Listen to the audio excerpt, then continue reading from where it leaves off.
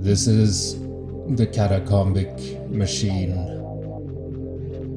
I'm Josef, and today I'll be talking to Jordan Miller. Jordan and I started talking a while back about something he wrote in the Radical Theology forum on Facebook. And after Jeff Robbins told me what a great guy Jordan is, I invited him to be on the podcast. As it turned out, Jordan had a newly written book that he sent me. It's called Resisting Theology, Furious Hope. And I recommend you to read the book. It's good. However, it's not published yet, so you'll need to keep your eyes open for it. Before we get started, I just want to say that the Catacomb event in Gothenburg was a great success. The next episode of the podcast will feature an interview I did with Ola Sigurdsson at the event about his book Heavenly Bodies, which was recently published in English by Eerdmans. And as you know, Barry Taylor and I will be traveling to Utrecht in Holland in a few weeks to speak on radical theology. So if you can get there, make sure to get your tickets. I'll link to it in the show notes. And July 1st. It's time for the Forest Interface in Sweden. You don't want to miss that. I'll link to that as well, and there will be more information about the event. But mark that date, July 1st. It's going to be awesome. Finally, please support the Catacombic Machine on Patreon to help me keep this show going. This is Jordan Miller. Enjoy.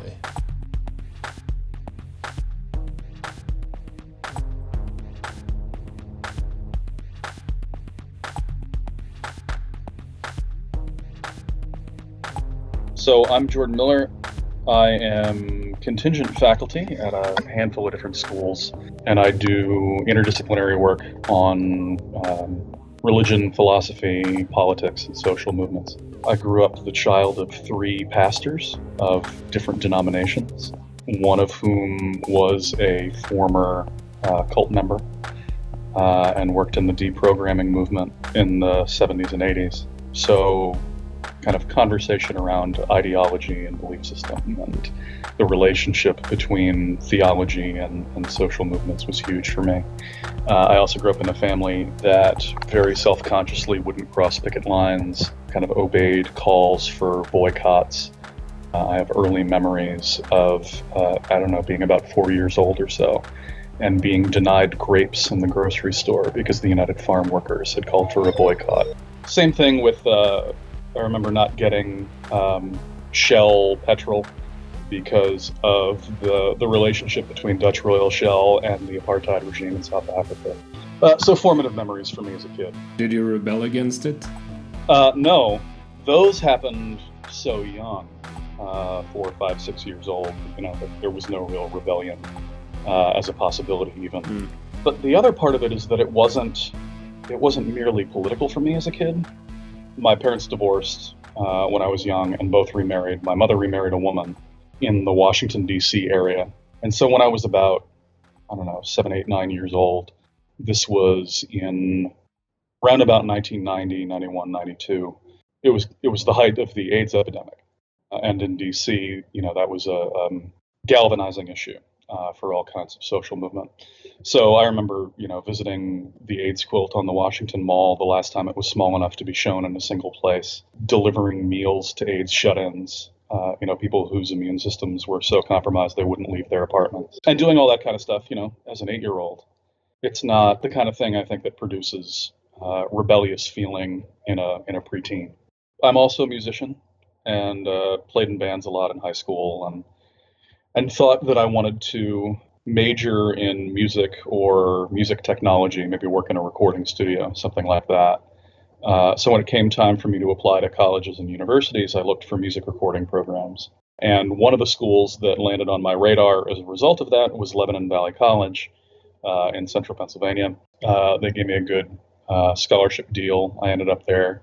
And 2 weeks into my freshman year, September 11th happened. And I found that because of my upbringing, growing up in the church and being in a multi-religious home, I had facility with conversations around September 11th as we were, kind of all reeling and trying to make sense of it in those first few weeks that most of my colleagues didn't have.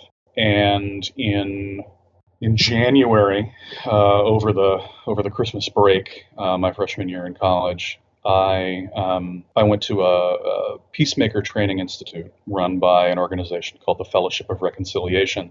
They have an international wing. They are the oldest peace and justice organization in the world, faith-based but interreligious.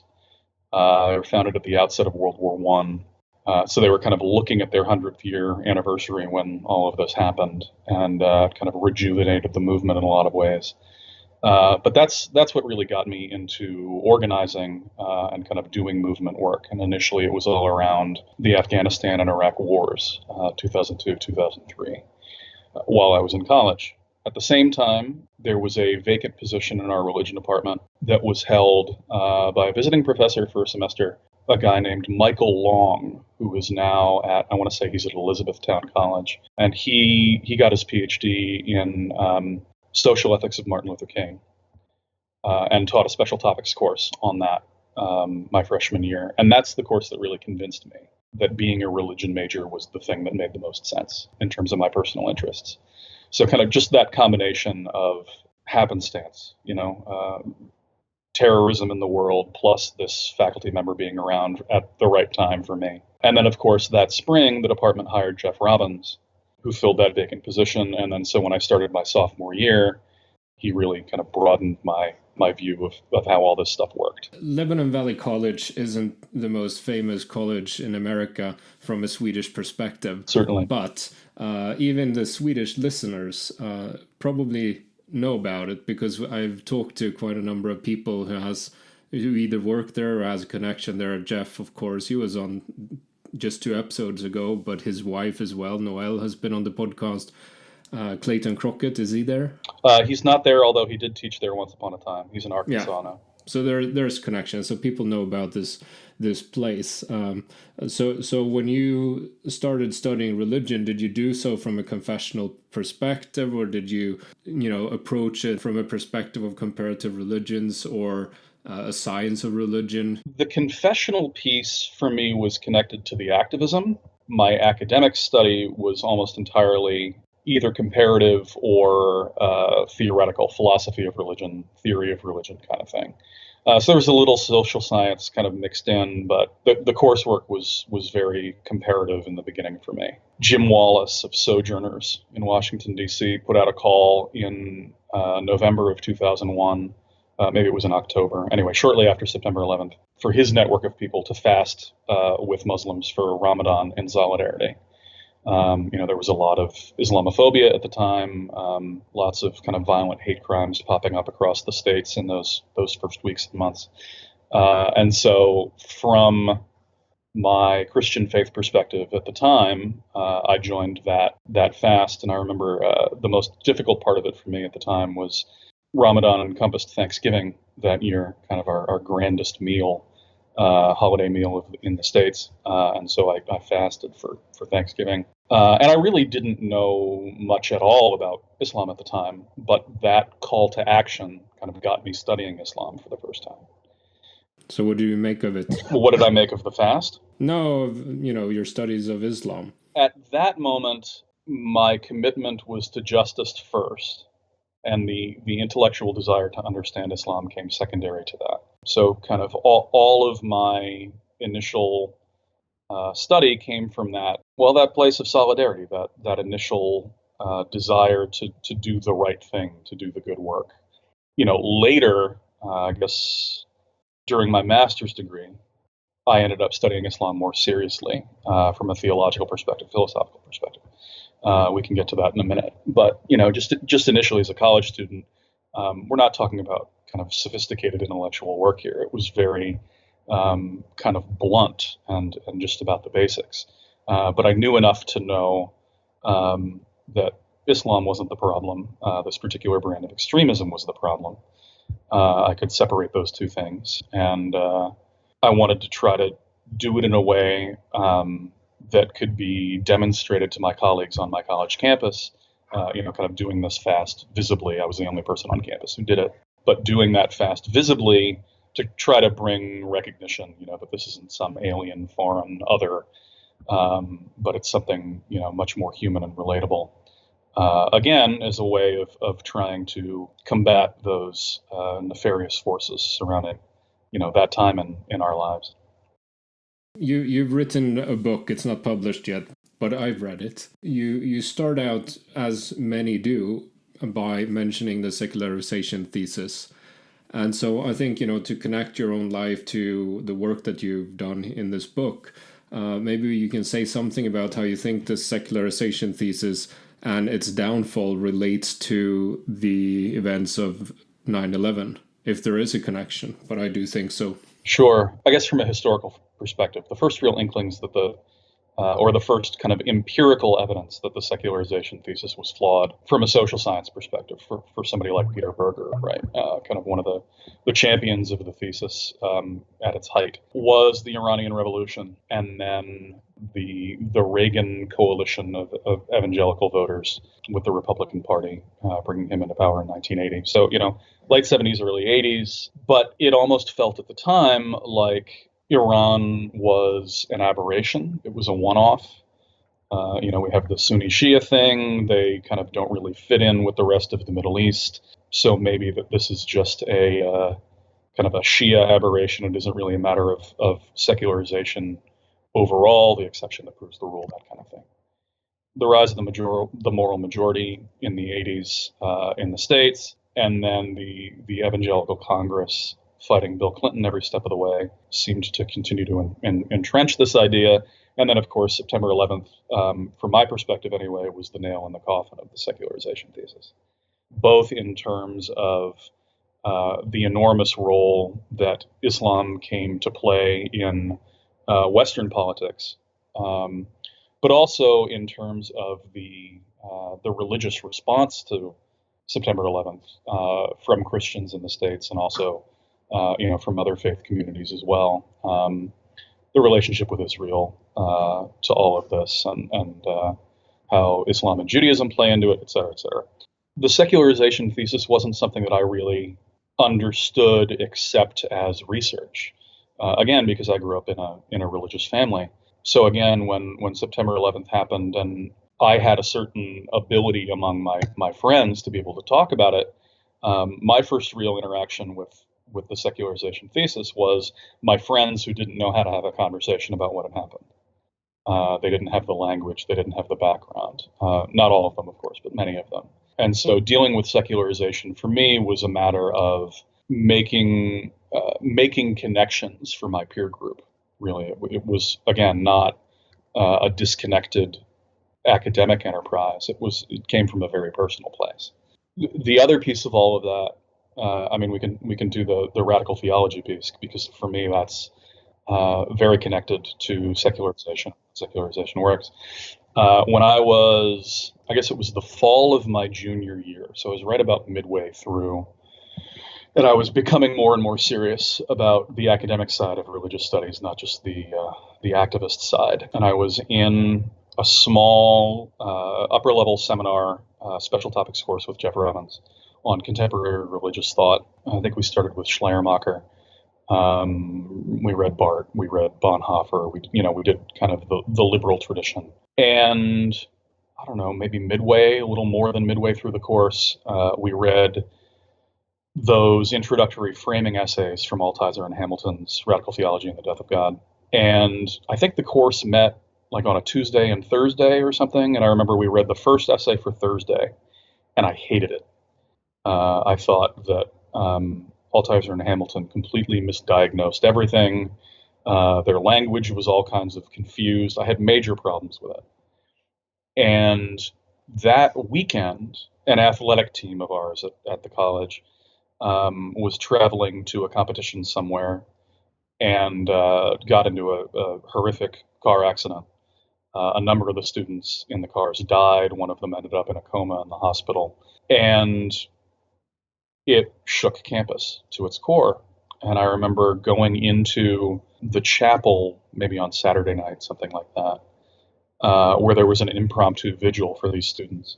It wasn't anything planned. The chaplain, I think, was there, but he wasn't really involved in guiding anything. It was really just an outpouring of students trying to deal with their grief.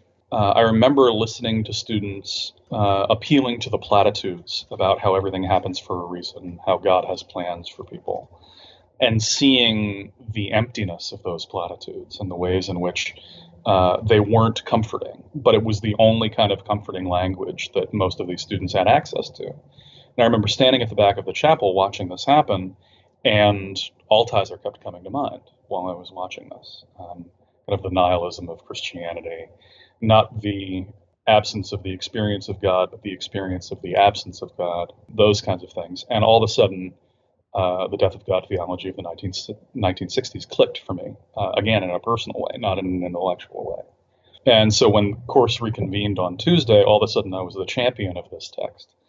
And my colleagues had a kind of whiplash seeing me turn so quickly on it.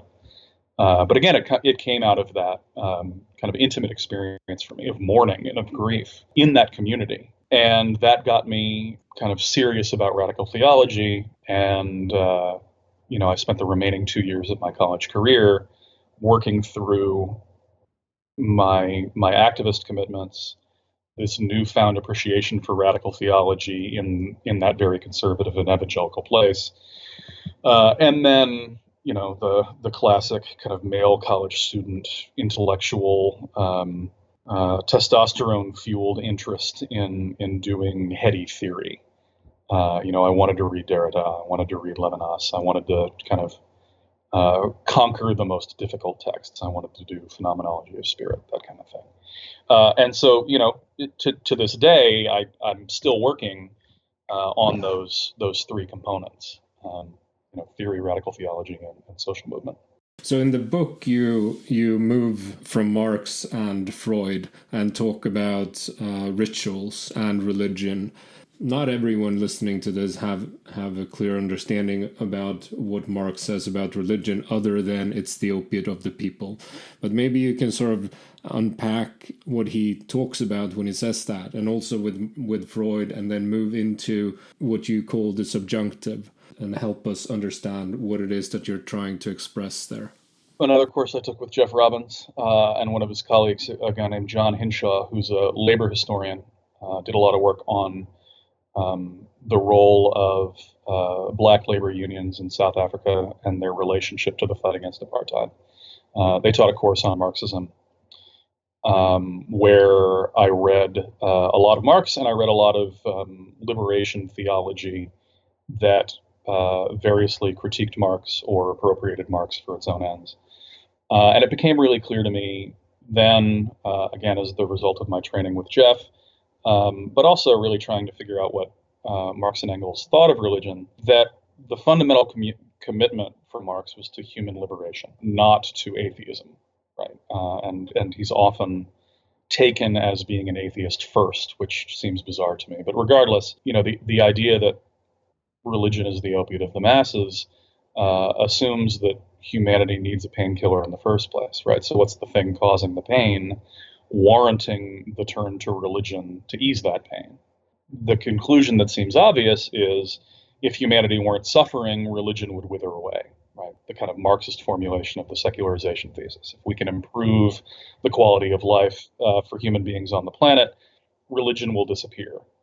And then, of course, there's the revolutionary kind of strategic component, which is if we abolish religion from a social or political perspective, we will force the hand of the masses to have to grapple with their own suffering directly, and that will, hasten the revolution. But in either case, this kind of Marxist critique of religion, from my perspective, isn't really about religion first and foremost. It's about the relationship between suffering and liberation. And religion always needs to be reframed from that Marxist perspective in terms of those fundamental concerns. So, seeing the way in which liberation theology used Marxism in base communities to educate, to organize, convinced me that the kind of standard white guy interpretation of Marxism was mistaken. I'm reading all of this stuff during the rise of the so-called New Atheism movement. with people like Dawkins and Hitchens and the others. So part of my insistence on reading Marx that way was a reaction against the way in which the new atheists were dominating the atheism debate, which relied upon a caricature of religion. Religion can be reduced to a belief in a supernatural being, that kind of thing. Spaghetti monsters. Spaghetti monsters. And so, Marx seemed to me to be somebody who took religion seriously, though he ultimately concluded that we needed to do away with it. It wasn't that kind of reductionistic atheism that I was seeing be so problematic and polarizing in conversations with friends and colleagues and popping up in classes. I would put, Nietzsche and Freud and others more or less in the same boat, Feuerbach, where the fundamental concern is humanism for those guys. And religion is a problem insofar as it reinforces structures of oppression or suffering in various ways. For Freud, it's all couched in terms of health and well-being and recovery and mental illness, neurosis for Freud, whereas for Marx it was a social condition. But I think more or less they're getting at the same thing, which is that we need to heal humanity. And religion is a roadblock to that. That, of course, becomes insufficient when the secularization thesis doesn't pan out. So I think there's a lot of value to those kinds of analyses, but in the end, they need to be supplemented with something else, which is why I wanted to bring in the stuff on Roy Rappaport and ritual. After I completed my bachelor's degree with Jeff Robbins and John Hinshaw in 2005, I went to Boston University to do my master's there. A lot of people were in the theological school doing fantastic work at BU. I was in the graduate school in arts and sciences in the religious studies department rather than the theology department. That is kind of a long-standing rivalry there, although it's eased a bit in recent years. But when I was there was basically no interaction at all between the religion people and the theology people. I think at the time they had something like 12 concentrations, something ridiculous like that. And because of little more than the basic description, I enrolled in the, I think they called it Religion, Society, and Culture program, because I was interested in social movement and politics. Turned out to be basically sociology and anthropology of religion, which I found out in that first year wasn't really for me. I wanted to do more theoretical work than that. The social theory stuff worked well for me, but the field work, the ethnography, didn't fit with my interests and skills. But as a result of being there at that time in that concentration, I got a crash course in sociology and anthropology of religion, a lot of reading on ritual, a lot of reading on myth. And as a result of taking courses with Adam Seligman and Robert Weller, they're a sociologist and anthropologist, respectively, both of whom are affiliated with Peter Berger's Institute, I came across a thinker named Roy Rappaport. Those two guys, Seligman and Weller, are profoundly influenced by Rappaport. And I was getting a lot of it from them because they were working on their book on ritual and the limits of sincerity at the time. So they were road testing a lot of this stuff in classes, giving us drafts and using Rappaport as primary substance of their lecture material. And Rappaport basically argues in his kind of life's work, it's called Ritual and Religion and the Making of Humanity, that the fundamental thing that makes us human is the ability to imagine the world otherwise than it is, to imagine alternatives, and not just to imagine them alone, but to actively produce them. In a literal physical way, this is building your environment. This is transforming, the landscape around you. But in a more socially constructive way, it's the basis of ritual itself. So, kind of the classic on this would be something like, when we meet for the first time and we shake hands, we act as if we are compatriots. We are comrades. We don't know each other. We don't know enough about each other to know if that's the case, if we'll get along. But we act as if we can get along as a way of being able to move forward and to keep the bonds of social solidarity strong and functioning, so that we don't all just start to kill each other because we can't trust anyone. So what Rappaport argues in that book is that language is inherently untrustworthy. You might tell the truth, you might lie, but these kinds of ritual acts at a certain point are beyond debate. When we act in a certain way, there's no argument about that. It's simply an action. It cannot be questioned. It's not a truth claim. It's a product. It's a thing, in a way. Most people who read Rappaport, including Seligman and Weller, keep Rappaport confined to social science of religion, anthropology in particular, and use his work on ritual and meaning and language to talk about those kinds of traditional concerns of those fields. So there's a lot of talk about Rappaport's use in interreligious dialogue, in work on religious tolerance. I always kind of intuitively saw a use for Rappaport for politics, for larger social movements, kind of more broadly than even just religion itself. I mean, any social scientist of ritual will tell you that ritual is not an inherently religious thing in social science language. Again, I use the example of shaking hands. Most people wouldn't call that a religious act, although it is a ritual act. And so kind of the simultaneous theological and secular use of ritual struck me as important in Rappaport. In my master's thesis, I attempted to put Roy Rappaport into a conversation with Emmanuel Levinas, the Levinasian notion of ethics as first philosophy, of the ethical relation with the other preceding kind of other forms of thought. That idea struck me as similar in some ways to the primacy of this ritual act that is somehow not subject to the same flaws or problems of language and thought, but that action is somehow primary, more fundamental. Likewise, the ethical relation is more fundamental than ontology or metaphysics. And so I try to put those two into a conversation, social science and philosophy, to talk about the problem of fundamentalism, and to bring in some mystical stuff along the way. I took a seminar on comparative mystical traditions during my master's degree as well, where I got introduced to Sufism and got a little bit more serious about my study of Islam then.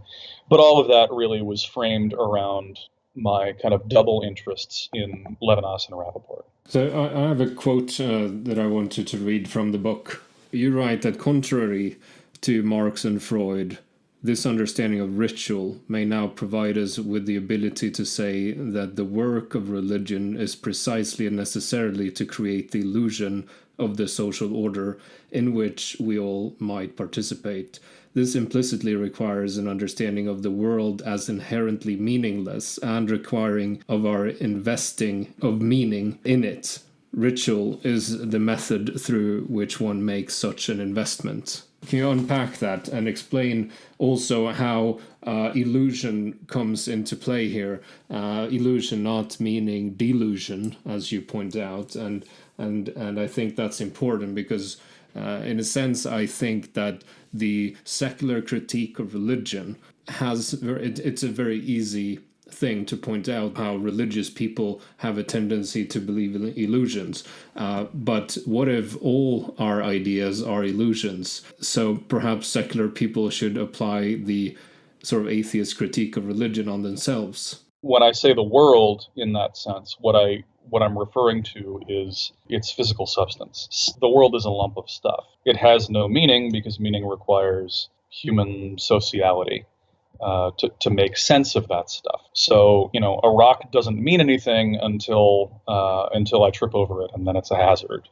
It's a stumbling block, right? And I give it meaning as a result of my interaction with it. From my perspective, meaning is always a social product, and in a sense, it's therefore always an illusion. It has no inherent basis in anything beyond its social functioning.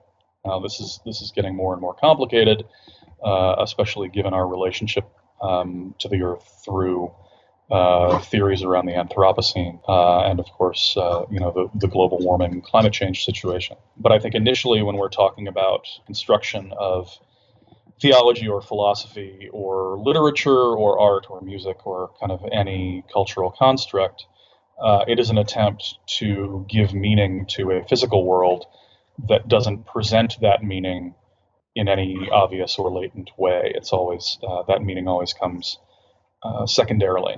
So in that section, I draw a lot on the Zen philosopher Master Dogen, and he's got a chapter in his Shobogenzo on what he calls flowers in the sky, where he appeals to an old sermon of the Buddha's, in which the Buddha is talking about cataracts in the eye, and the assumption is you see flowers in the sky because you have cataracts. They're not actually real flowers. They're not really there. They're a defect in your vision. And the goal of Buddhist practice, of mindfulness, of meditation, of right view, is to remove those cataracts, to see clearly. Dogen kind of does a nice dialectical inversion of that, in which he says, what you discover when you remove the cataracts from your eyes is that there are just more cataracts. The flowers don't go away. There is no pure vision. It's all flowers in the sky. So that flowers in the sky function both as a way of thinking about illusion and as the true nature of reality itself. It's this kind of classic Zen thing where the nature of reality is that it has no inherent nature. I'm trying to kind of hold that paradox. I think that's how society works in general. I think that's a name for the human condition, for culture. And so, when Marx says that he wants to abolish religion because he wants to abolish a condition that needs illusions, this illusion of reward, this illusion of salvation, from my perspective, he's just replacing that with a different illusion. And that the illusion itself isn't the fundamental problem. Again, the suffering is the problem. And the way in which a particular illusion reinforces that suffering is a problem, but the illusion itself can't be the problem because there isn't any obvious alternative that wouldn't be illusory within that framework. When we understand that there is no objective way of looking at the world, there is no pure gaze that will fathom and understand the world, it also changes our perception perhaps of religion, because if I understand you correctly, you think that when we look at the world, we have this capacity to imagine the world otherwise. That's what makes us human, as you said. And religion is the subversive force that creates the possibility to actually make this happen. And so we enact in rituals together. And that, perhaps, could we say that is how we open up for relationships that might create common illusions in order to subvert the world that is, and in order to create a world that is different. Sure. I mean, I want to kind of fixate on your phrase, how we open up. I think ritual is also a closing. It's a circumscription of the will to the social order, so that it isn't simply a matter of becoming open to possibilities in some. I guess I fear that language tends toward individualism, that this is a problem of individual virtue or imagination or some personal quality. And instead, I think it's more a matter of simply the willingness to be interacting with a group in that particular way. There was a study done a couple years ago about mourning and grief, and the ways in which religious and non-religious people get over their grief or process their grief in a healthy and effective way.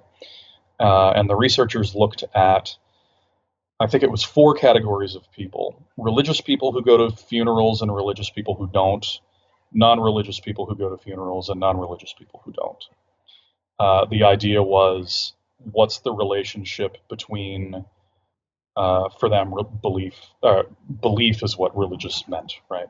If you're religious, you believe in God. If you're non-religious, you don't. What is the relationship between belief and participation in these social rituals as it relates to the ability to mourn? And what they discovered was that functionally there was no difference between the believer and the unbeliever at all. The only real difference was between whether you went to the funeral or you didn't. In other words, you can go and think the whole thing is absurd, think it's a crock, think it's empty, think it's meaningless. But the mere fact of participating in that ritual of mourning nevertheless has an impact on you and your own perspective and your own healing and processing of that grief. And so, to me, those personal qualities of individual belief or will or desire end up getting reoriented back to the way in which the social structure frames our own activities and participations for us. So that I find that, what Rappaport was saying about ritual being somehow beyond the discursive, beyond language, or prior to it, I see it kind of demonstrated in those kinds of studies. I respond pretty strongly to the Protestant prejudice of religion being reducible to doctrine and belief, because I so much of my own training has been in the non-discursive parts of religion, the lived pieces, the tradition and ritual practice pieces, where often you'll participate in the ritual either in spite of your unbelief or almost because of your unbelief. The secular Jewish phenomenon is a great example of this. We keep the traditions because we're Jews, not because we necessarily believe in the discursive meaning of the rituals. There's an old joke about a Jewish family moving to a new neighborhood, and there's no Jewish school in the community. And so, the adolescent son of this Jewish family has to go to a Catholic school because that's the only real quality option. Parents are very nervous. The boy comes home from his first day of school, and they ask him what he learned, kind of concerned about what they're going to hear. And he says, I learned that I learned about the Trinity. I learned about kind of the three names or three expressions for God. And the father, furious, cuts his son off right away and says, "Son, never forget, there is only one God, and we don't believe it."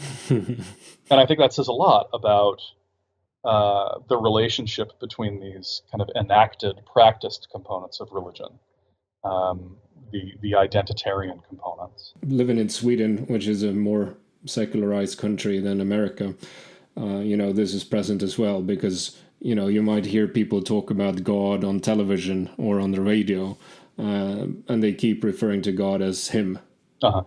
And so there is sort of a theological underpinning even to the disbelief in whatever deity and so on, and that's culturally shaped. And even if you look into a country like Sweden, where we've had an established church, because you talk about the sort of Protestant principle here, but that's not how it's been working in a country like Sweden, because most people haven't believed in the doctrines or the teachings of the Lutheran Church. Right. Still, some people choose to go to church for Easter or Christmas. We still celebrate. Our calendar is populated with all these Christian holidays. And with the sort of influx of more and more Muslim people, suddenly people start to talk about Christian values in a sense that we haven't really done before.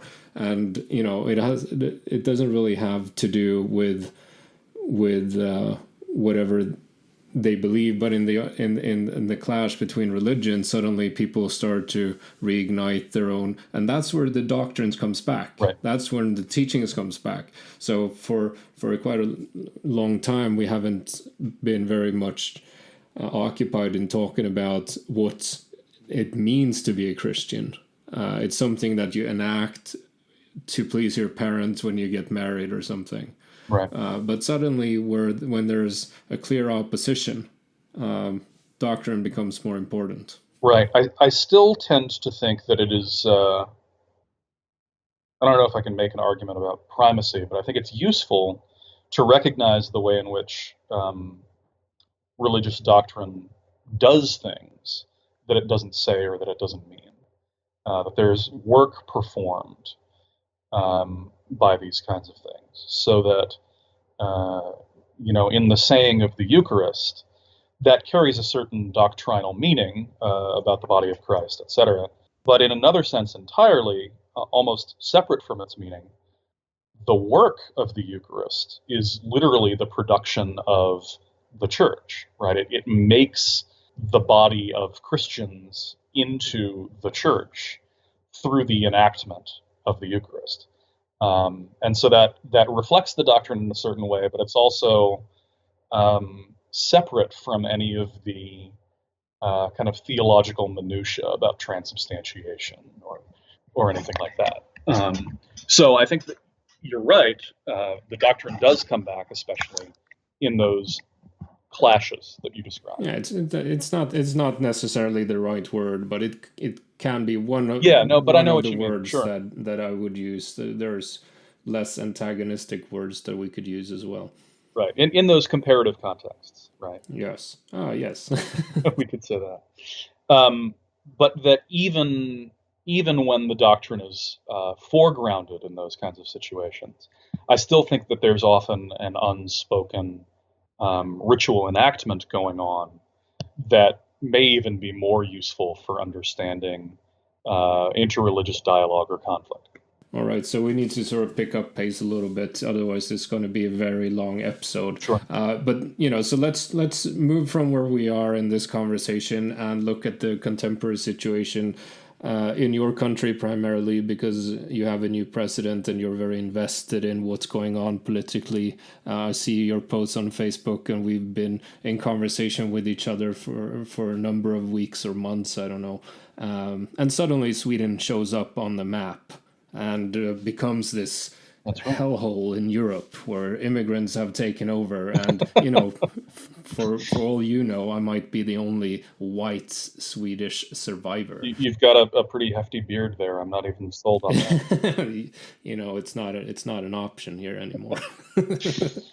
No, but it's an interesting situation. Of course, it's interesting to talk about. It's problematic for many reasons. But maybe we can talk about how your understanding about religion functions as how you think about resistance in relation to someone like Trump. We have fascists in all of Europe rising to power, so it's not an American problem, but you are in America, so speak from your own context.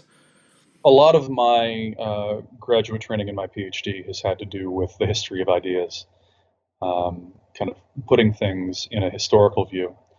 And I was reading, I was teaching a unit on Sufism when Occupy Wall Street started to congeal in New York in the fall of 2011. And I was almost instantaneously struck by the apophaticism of somebody like Ibn Arabi and the famous refusal to issue a list of concrete demands by the occupiers. It struck me as a kind of apophatic gesture, and that got me started for the first time on really using my kind of radical theological training in trying to understand how this particular resistance movement was operating.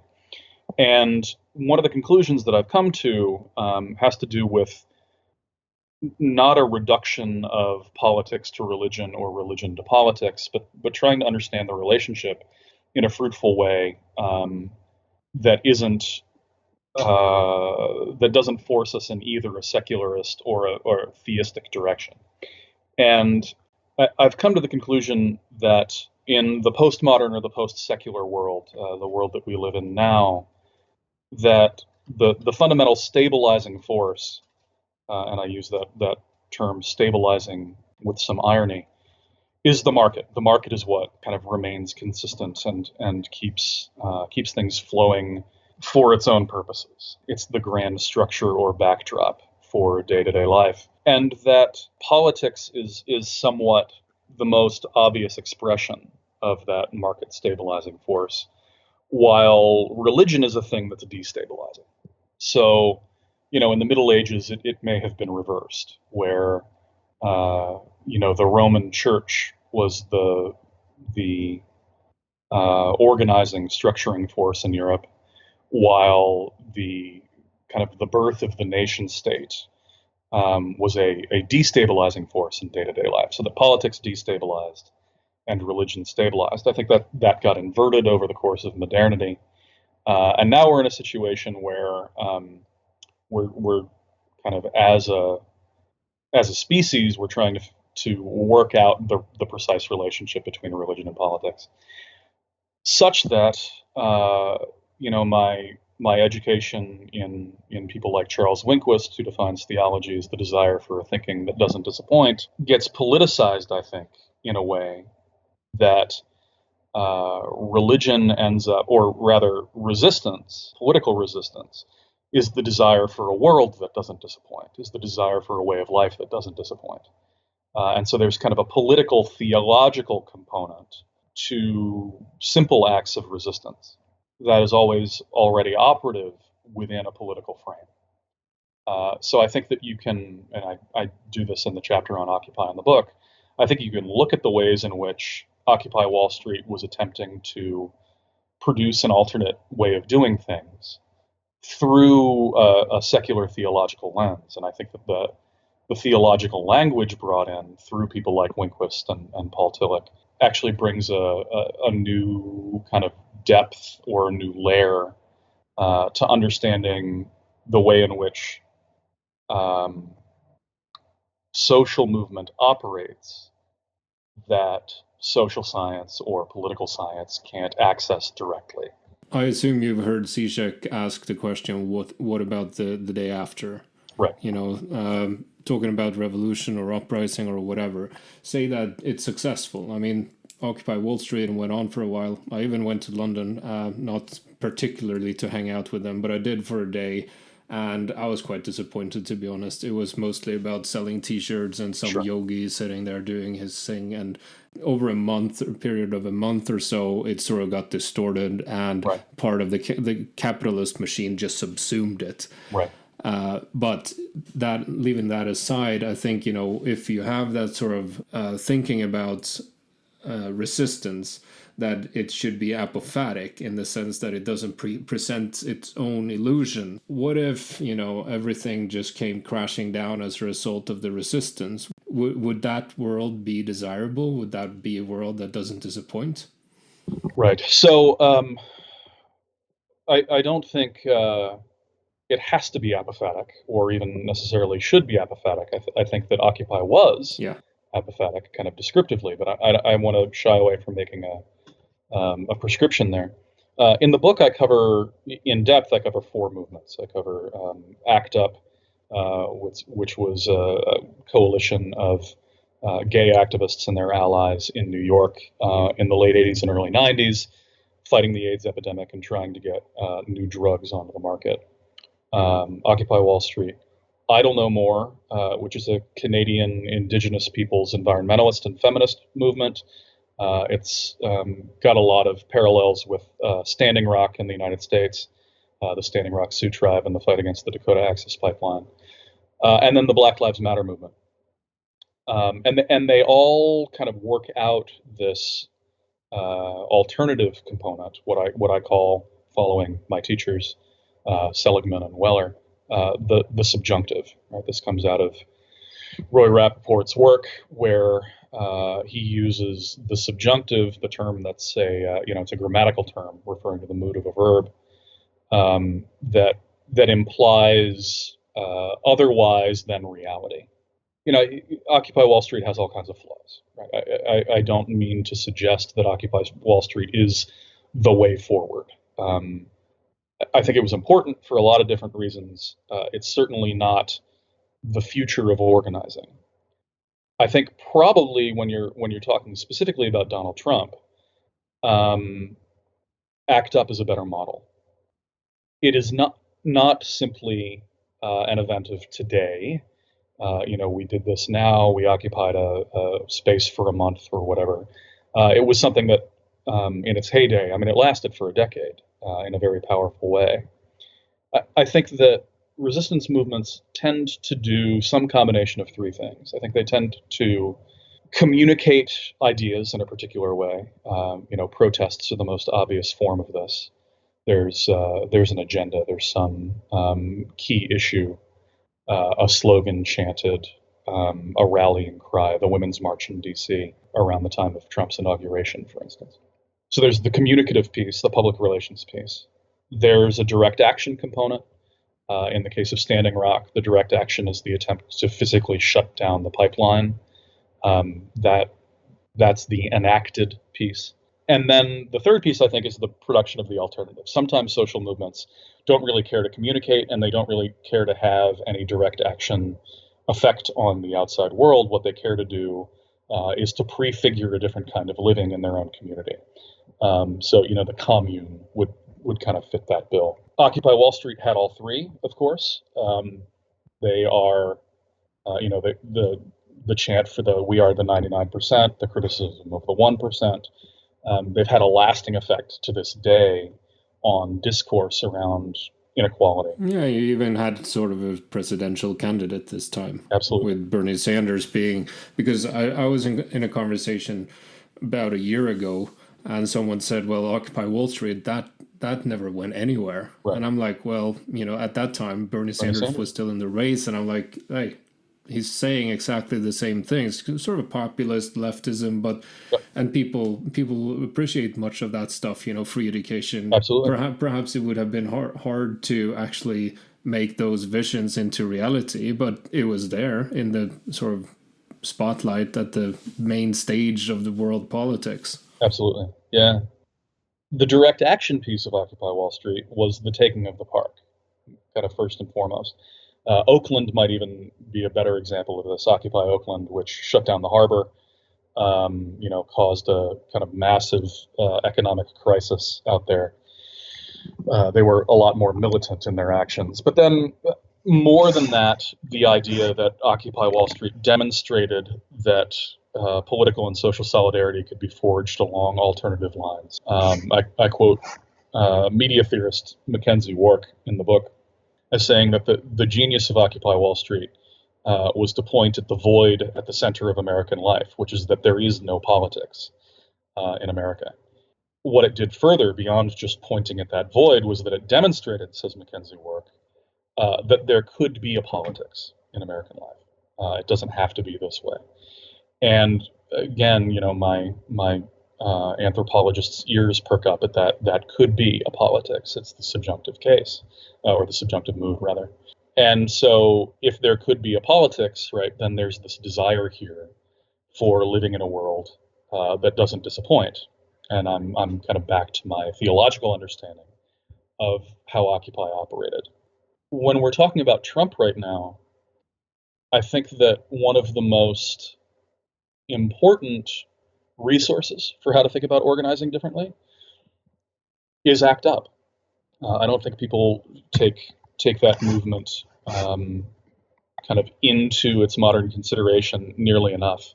ACT UP, in one way or another, was an outgrowth of the Movement for a New Society, which was a Quaker community in Philadelphia starting in the early 70s. They're the ones who really brought Quaker organizing tactics into political discussions. So consensus decision making, kind of certain ways of organizing with spokes councils and general assemblies, kind of doing horizontal democracy outside of the Quaker meeting in a real politically inclusive way. Like that comes from the Movement for a New Society. It gets picked up by the Seabrook nuclear power plant protest occupation in 1977 in New Hampshire. And there's kind of a direct line through ACT UP and then ultimately to Occupy Wall Street and to a certain extent to Black Lives Matter. Again, it's Quakers doing activism. So here's this impossibility of separating the religious from the political kind of at the outset. But I think that looking at ways that organizations have been effective in shutting down movements or figures or politics that tends toward fascism. Somebody like Reagan, kind of the relationship between neoliberalism and fascism. We can learn a lot from ACT UP. ACT UP was not apophatic in the least. They were concerned with death in a significant way. It was a plague. People were dying of AIDS constantly. And it gave their movement a certain kind of abandon that they were able to wield to incredible effect. But it wasn't, they were all about making concrete demands. We want this drug on the market next month. They didn't shy away from that kind of political discourse. But what they did do was produce a profound alternative way of being in community with each other. Those ACT UP meetings were as much about cruising and finding a date or finding a healthcare provider if you could no longer care for yourself or your partner, kind of producing community that didn't fit the traditional family structure of the time. There are entire lineages of people who come out of ACT UP, those who have survived, who produced new lifestyles there, as much as they got antiretroviral drugs onto the market. So, when I talk about social movements and I talk about protest and resistance, I don't want to isolate the particular political strategy from these kind of ritual interactions of the people involved. I think kind of all of those things are important, and they reinforce each other, they reproduce each other, or there's a tension that causes them to collapse. I think that's what happened with Occupy Wall Street. The kind of the direct action component of taking over that park came into conflict with the desire for it to last. Right? You can't hold a park forever. It came into conflict with the open horizontal democratic structure of how they wanted to make decisions, and I think there were too many tensions. Friend George Schmidt commented on Zizek's speech at Occupy Wall Street. Zizek said Occupy was the Holy Spirit. He said those guys on Wall Street, that's mammon, but we here are the real religious community. Occupy is the Holy Spirit. And my friend George, who was an occupier and a theological student at Union Seminary at the time, said, Zizek was onto something with that idea, but he, for all person of Trinity, Occupy wasn't the Holy Spirit, Occupy was Christ, says my friend George. Occupy was the Christ in the sense that it had to die. It had to be sacrificed, it had to collapse, it could only be temporary. So that it could then be resurrected in some other form. And so when you look at the effect of Hurricane Sandy that damaged so many East Coast cities in the United States about a year after Occupy Wall Street, one of the first organizations that was able to respond effectively before the American Red Cross was called Occupy Sandy. It was a network of Occupy activists who were able to get clean water and other supplies to people who had been cut off otherwise, and may have suffered significantly if it had not been for Hurricane Sandy. So there's kind of a Pentecostal rebirth of the Occupy movement that isn't subsumed by the capitalist machine, but it also isn't taking over a park anymore either. It's in the network. We've had a few conversations. We don't need to go into the weeds with that, but I think something at least that I would like for you to comment on, because I think when I look at movements of resistance, that they have a tendency to be too reactive. And perhaps that's what I'm looking for a little bit when I say that if there is no vision, if there is no even illusion, then, if there is no illusion that we can present ourselves, we have a tendency, I think, to end up playing a game that we do not control. And so even if we are successful in putting one medication after years of struggle on the market, Trump has ripped up whatever laws there is to protect people. And so it's a game that we cannot even win, because if we would win it, we would lose it, because we can only win it if we play the game the way Trump is doing it, the way Hillary tried to. Just think that it's a problem when movements of resistance functions only in a destructive manner. Maybe you can talk a little bit about that, because what I've seen from your country lately has been very much about destruction, about disruption, about setting things on fire, silencing Milo Yiannopoulos, or those kinds of things. And I see it sort of celebrated on social media as if these are actually victories. And when I see that, I'm thinking, guys, you are just focused on the wrong thing. Right. So, Milo Yiannopoulos lost out on that speaking gig at Berkeley. Just yesterday, resigned from Breitbart, had his conservative political action speech canceled. And so I kind of wondered aloud on social media, how long before the White House offers him a job heading up the Office of LGBTQ Affairs or something. Yeah, it's not impossible. Of course with not. Steve Bannon in the White House. Yeah, exactly. So, I agree with you. And even if he doesn't end up there, his career's not over. Of course. For every setback, that kind of person you saw after Berkeley, that the day after, the book sales of his book, which is now canceled, but the book sales, the interest in him, went up by over 50,000% on Amazon. And it's, it kind of harkens back to the old organizing tactic that bad press is good press, right? That as long as they're talking about you, you're better off than if you were ignored completely or if that you were invisible. I agree with you that actions or movements, I don't even want to say movements, actions that are merely destructive are kind of flawed from the outset. They might have a certain tactical use in a specific case, but they're not going to lead anywhere. And if they stand alone without any kind of connection to something else, they'll probably be more harmful than helpful.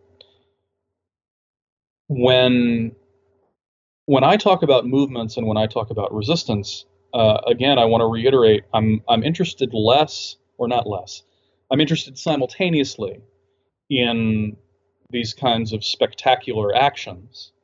In the book, I talk a lot about the rebellion in Baltimore, the Black Lives Matter rebellion after Freddie Gray was killed, in which, famously a CVS was looted and set on fire, although no people were killed.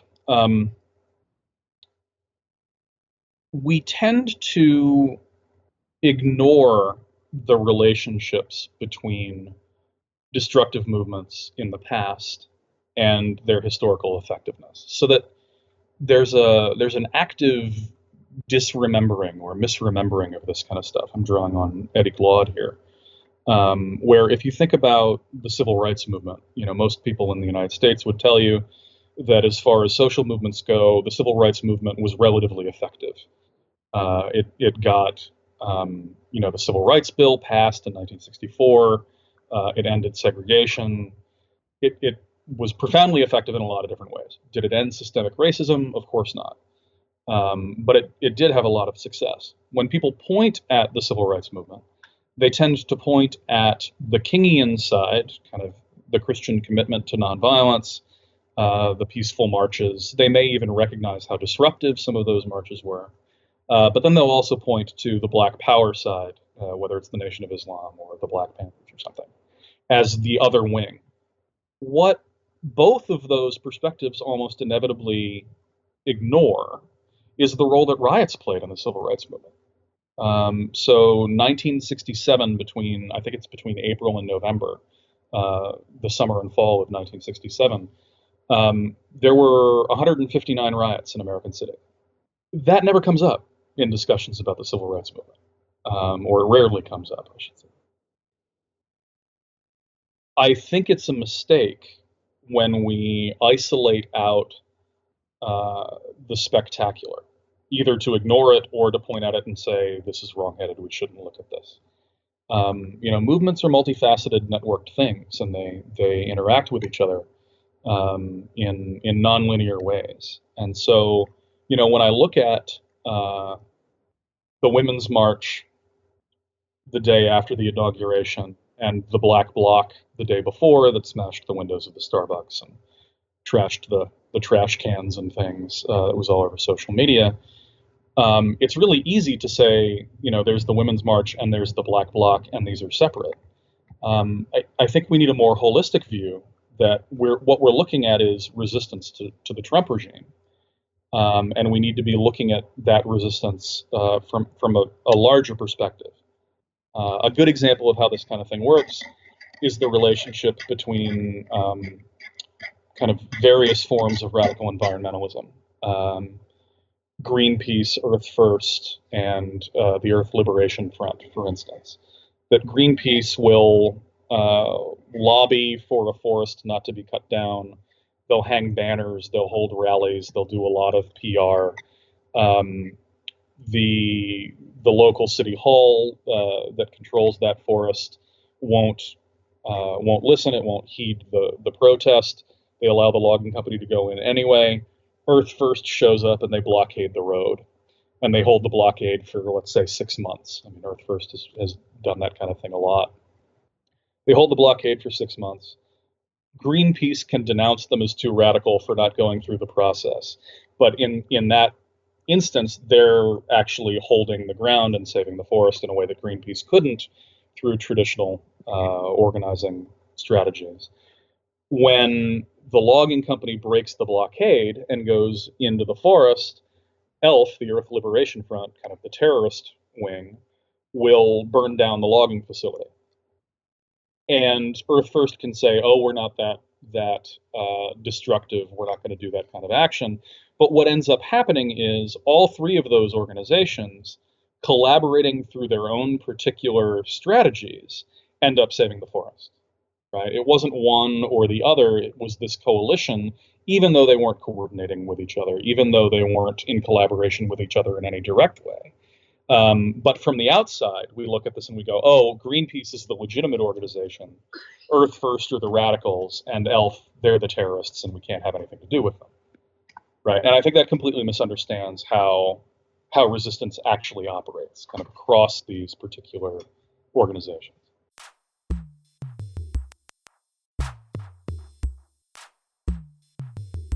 That, my friends, was it for this time. Jordan Miller. Make sure you check out his new book when it's out, Resisting Theology, Furious Hope. It's a good read. And if you want to support the podcast, head over to patreon.com/the Catacombic Machine, and I will reward you. As usual, I will take a little break over the summer from doing podcasts. There's still at least 2 or 3 episodes coming, but from mid-June, somewhere around there, I'll take a break. I'll keep producing things though, and I will publish everything on Patreon, so I will reward you if you become a patron of the show. Patreon.com/the Catacombic Machine. Thank you for listening this time. I'll be back in a week or so.